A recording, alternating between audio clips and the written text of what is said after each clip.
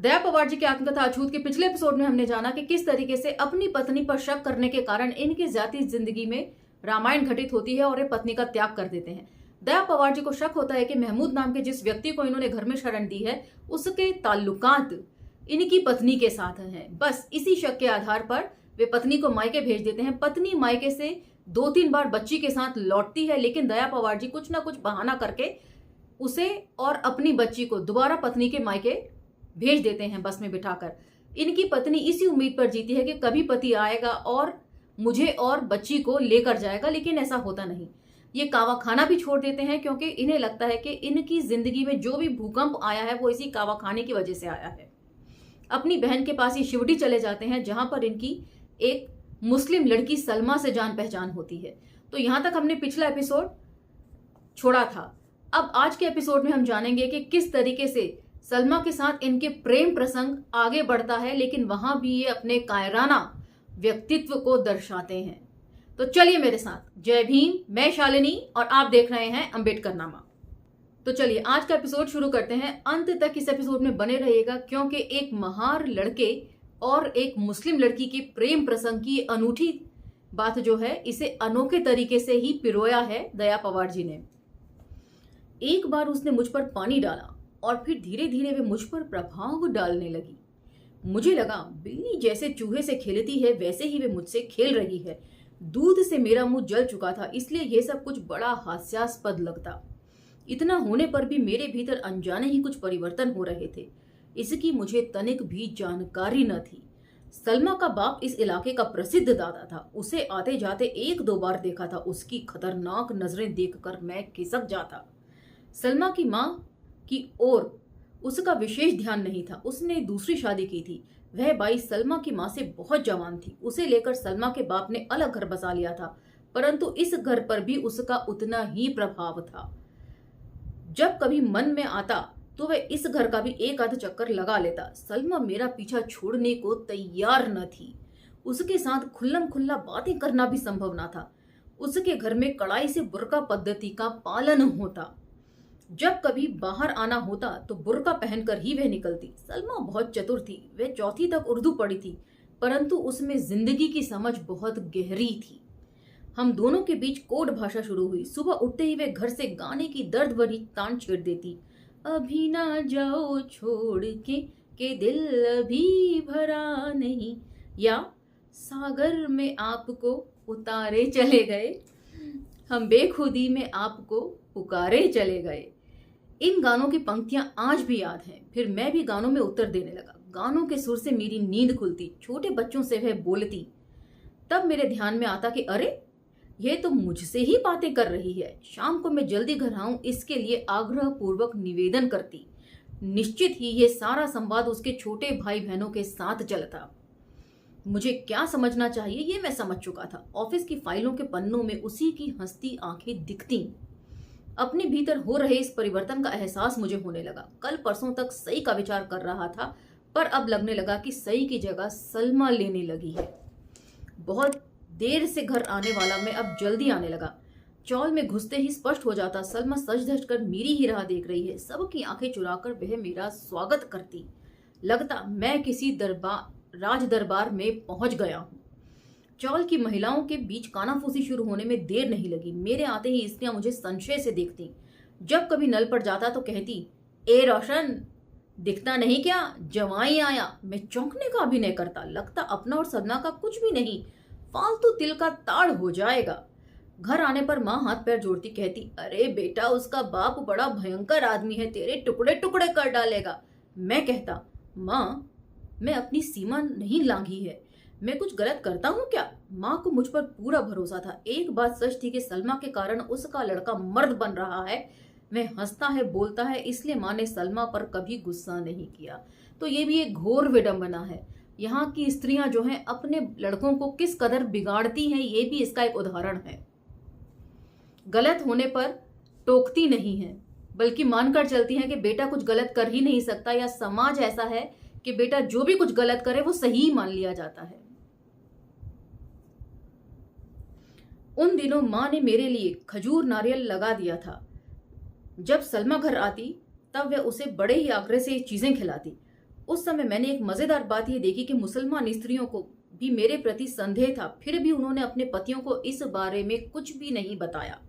शायद उन्हें मालूम था कि यदि ये बात पुरुषों में छिड़ी तो नाहक खून खराबा होगा। एक धेड़ का बच्चा अपनी लड़की के पीछे पड़ा है, इतना कारण भी उनके लिए पर्याप्त था। सांप जैसे कीचुली छोड़ता है, ठीक उसी तरह मेरे मन और शरीर ने कीचुली छोड़ी थी।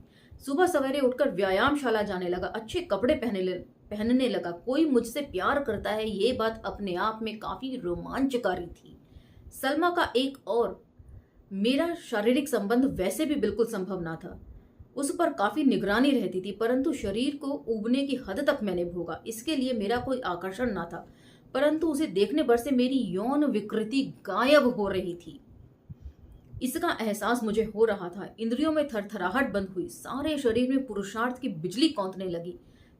मुझे मेरा नया स्वरूप दिख रहा था। यह मेरा पुनर्जन्म था। 5-6 महीनों में मुझमें क्रांतिकारी परिवर्तन हुआ। 6 महीने पहले जिन्होंने मुझे देखा था वह मुझे न पहचान पाते। एक स्त्री के कारण मैं उजड़ गया था और दूसरी स्त्री ने मुझे जीवन दान दिया। जिंदगी में स्त्री का सामर्थ्य नए रूप में देख पाया।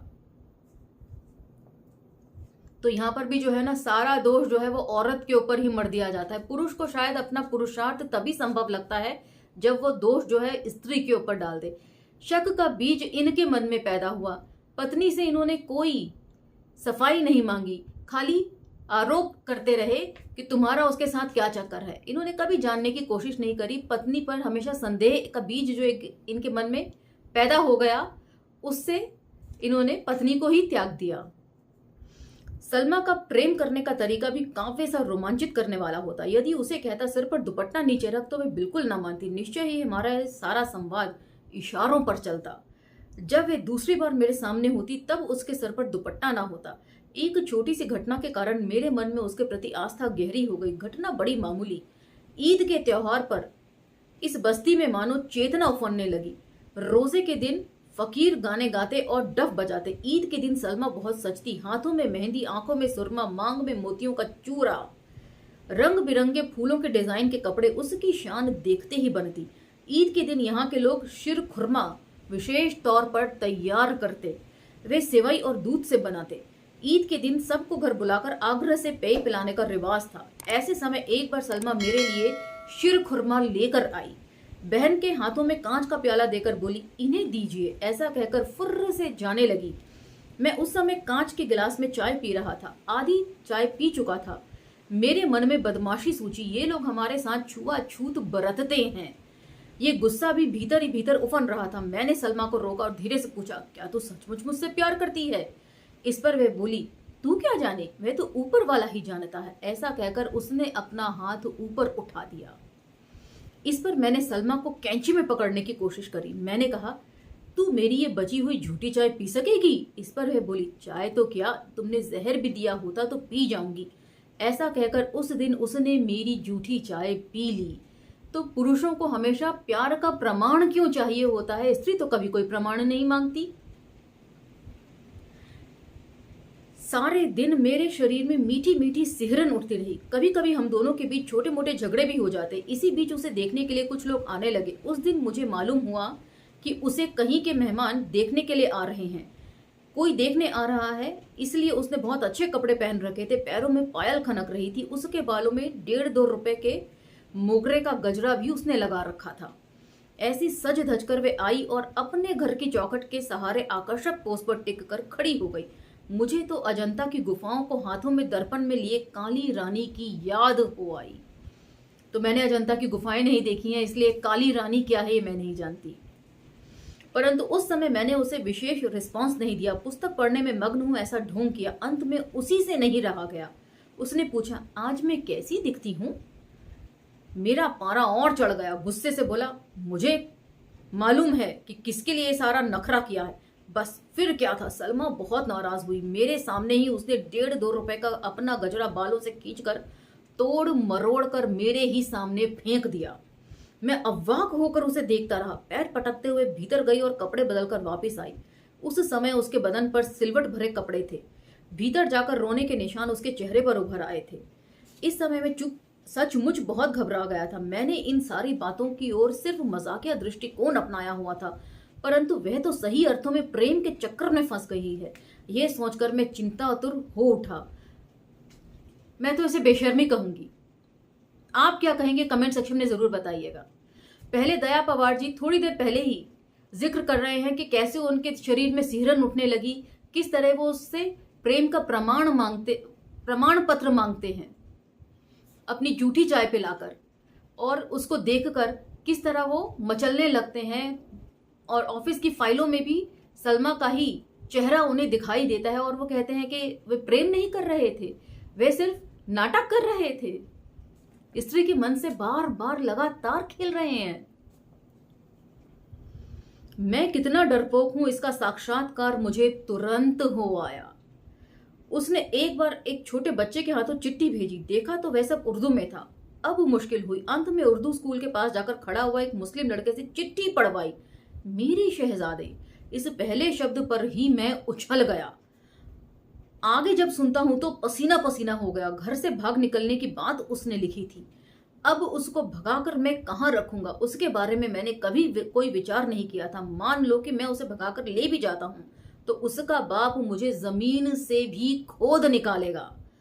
अब क्या किया जाए ये कुछ न सूझता।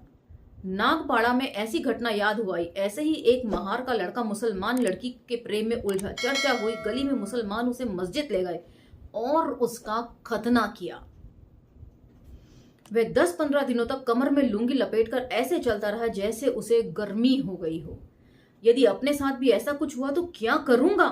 सलमा और मेरे बीच धर्म की कितनी ऊंची दीवारें खड़ी हैं इसका एहसास हुआ। बाद में मैं सलमा की नजरें टालने लगा। वह आते जाते मुझे डरपोक कहकर चिढ़ाती। मैं जिंदगी में एक बार फिर हार गया था। तो यह हार बार बार इन्होंने अपने गले में खुद बांधी है। जो दिन कभी ना देखना पड़े वह सामने आ धमका। फूलों के सेहरे से लदा दूल्हा सलमा के दरवाजे पर खड़ा था। घोड़े पर बैठकर आया था। जब वह उतरा तब कुछ लोग उसे पंखा कर रहे थे। सलमा के घर मुसलमान स्त्रियां ढोलक पर गाना गाने लगी। शादी के दिन सलमा के नख तक न दिखते।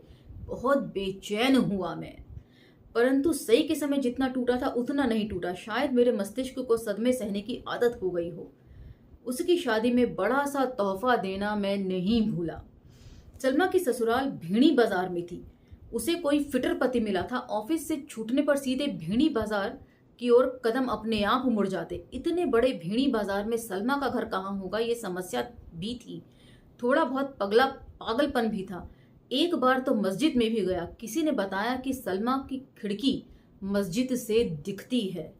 बातों बातों में ये सूत्र हाथ लगा था। मस्जिद के तालाब में हाथ पैर धोने वाले, वजू करने वाले मुसलमान मेरी ओर आश्चर्य से देखते। ये कौन काफिर आया, उनकी नजरों में यही भाव होता। एक दिन शाम को रास्ते से भटकते हुए अचानक सलमा ने मुझे दूसरी मंजिल से की गैलरी में से देख लिया। मैं सुन सकूं इस हिसाब से उसने मेरा नाम पुकारा। मैं अपनी जगह से चिपक गया। आवाज की दिशा में देखता हूं तो सलमा मुझे ऊपर बुला रही थी। मन में असमंजस था। ऊपर जाकर क्या बताऊंगा। उसके घर के लोगों को मुझ पर संदेह तो होगा ही। वैसे ही घर लौट पड़ा। सलमा का साहस देखकर आश्चर्य हुआ। सलमा जब कभी 2 दिन के लिए भी मायके आती तब उसने मुझे आड़े हाथों लिया। तू घर क्यों नहीं आया, पूछने लगी। मुझे कुछ सूझ नहीं रहा था। वह अपने ससुराल में मेरा कौन सा रिश्ता बताती। एक हिंदू लड़का मुसलमान लड़की को प्रेम भावना से देखता है, ये कल्पना भी उसके लिए बुरी सिद्ध होती। कितने कॉन्ट्राडिक्शन में बात कर रहे हैं। थोड़ी देर पहले कहते हैं कि मैंने सब कुछ मजाकिया दृष्टिकोण में किया था और अब कह रहे हैं प्रेम भाव से देखता था। खुद ही अपनी ही बातों पर अडिग नहीं है दया पवार जी, प्रेम के मामले में, बाकी मामलों में नहीं। सलमा जब जब मायके आती तब तब मुझे शादी कर लेने का आग्रह करती। मेरी कटी पतंग सी जिंदगी शायद उसे कचोटती रही हो। एक बार मैंने अपने घर जाने का उसके घर जाने का सचमुच साहस कर लिया। उसका पति काम पर गया था, बूढ़ी सास घर पर थी। मेरे वहां जाने से सलमा बहुत खुश हुई। वह इसी बात से परेशान थी कि मेरा आदर सत्कार किस प्रकार करे। उसने अपनी सास को ठंडा लेमन लेने नीचे भेजा। इस समय मैं सलमा की ओर गौर से निहारता हूं। उसे दिन चढ़ गए थे। ना जाने क्यों मुझे खुशी होती है। मैं उसके उभरे पेट की ओर देखकर हंसते हुए कहता हूँ, इसमें मेरा भी हिस्सा है ना? वह जो उत्तर देती है उससे मैं चारों खाने चित कहती है, अभी मुंह धोके आ। मैं तो इस किस्म के मजाक को बेहद छिछोरापन कहूंगी। ऐसी थी वह सलमा। एक बार उसने अपना फोटो दिया था, वह आज भी पेटी के नीचे दबा होगा। इतने सालों बाद भी उसे फाड़ डालने की इच्छा नहीं हुई। उसने एक और चीज दी थी, उसे बुनाई का शौक था। सफेद धागों से उसने मेरे लिए एक बनियान बुना था। काफी दिनों तक वह मेरे पास रहा, पहनने पर कवच पहनने जैसा लगता। फिर पढ़ी लिखी पत्नी आई। मैंने उससे कुछ भी नहीं छिपाया। पढ़ी लिखी पत्नी क्या करे? उसने ये बनियान फर्श पोंछने के काम में लिया। कई दिनों तक उसने उसे फेंका भी नहीं। साफ करके वह उसे फिर फर्श पोंछती। बहुत गंदी होने पर चूहे पकड़ने सा उसे उठाती और कहती, ये देखिए अपने प्रेम की निशानी। और आज का ये एपिसोड हम यहीं विराम देते हैं। आप लोग मुझे कमेंट सेक्शन में बताइएगा कि इस तरीके से अपनी एक पत्नी को सिर्फ शक की बिना पर छोड़ देना कहां तक उचित है। राम को हम कोसते हैं कि उन्होंने सीता को छोड़ दिया सिर्फ शक की बिना पर, तो क्या यहां पर दया पवार जी का ये उठाया गया कदम उचित था? और फिर सलमा से किस तरह इन्होंने किनारा किया, फिर दोबारा उसके साथ जाकर छिछला मजाक करते हैं, अपनी शादी करते हैं और पहली पत्नी को तलाक भी नहीं देते हैं। तलाक का कहीं जिक्र नहीं है। उनकी पहली पत्नी का क्या हुआ, वो किस हाल में थी, उसको किस हाल में छोड़ा, ये सब कुछ जो है हम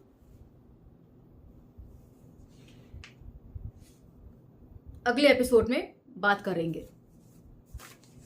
अब मुझे आज्ञा दीजिए, और अगला एपिसोड जो है वो इस पुस्तक का अंतिम एपिसोड होगा। अब मुझे आज्ञा दीजिए। धन्यवाद।